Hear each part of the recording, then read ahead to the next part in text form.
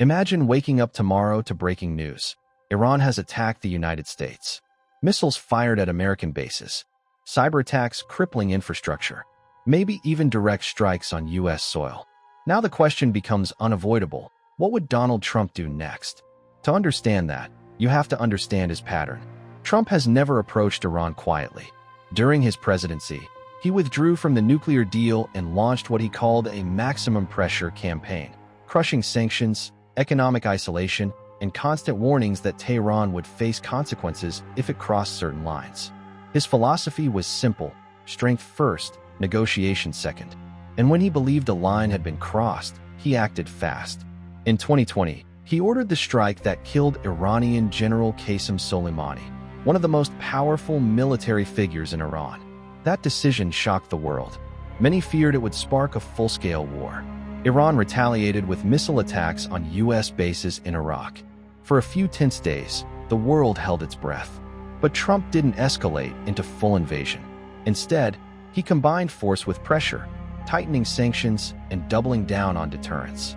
So if Iran attacked the United States tomorrow, history suggests his first move would be swift and overwhelming retaliation. We're not talking about symbolic strikes. We're talking about large-scale air operations targeting missile systems, military infrastructure, Revolutionary Guard facilities, and possibly command centers. The message would be unmistakable. Any attack on America will be met with force far beyond what Iran delivered. Trump has always leaned into unpredictability. He often speaks in extremes, promising consequences like never seen before. That unpredictability is part of his strategy. It keeps adversaries guessing. It creates psychological pressure. But military force wouldn't be the only response. Expect economic warfare to surge instantly. Trump's maximum pressure doctrine would likely return at full speed. Tougher sanctions, tighter oil restrictions, penalties on countries trading with Iran. The aim would be to squeeze Iran's economy so hard that internal pressure builds from within. He believes leverage comes from dominance, military dominance, economic dominance, and political dominance. At the same time, there's another layer to consider: negotiation. It may sound contradictory, but Trump often pairs confrontation with an open door. After applying intense pressure, he has historically signaled willingness to make a better deal. So even after retaliation, he could publicly challenge Iran's leadership, negotiate under American terms, or face continued escalation. It's a strategy built on force first, diplomacy second. However, there's risk in this approach. Iran doesn't operate alone. It has regional allies and proxy groups across the Middle East.